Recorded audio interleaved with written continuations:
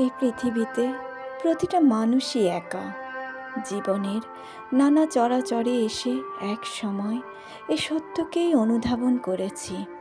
এ ক্ষণিকের দীর্ঘ জীবন পথে অনেকেই বন্ধু হয়, কিন্তু শেষ অবধি কেউই থাকে না আমাদের সাথে।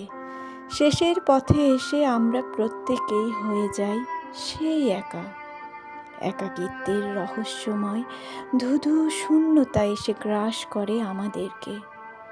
এই একাকিত্বের ধুধু শূন্যতা থেকে পরিত্রাণ পাওয়ার একটা মাত্র উপায় আছে এই পৃথিবীতে, আর তা হচ্ছে নিজেই নিজের সর্বোৎকৃষ্ট বন্ধু হওয়া।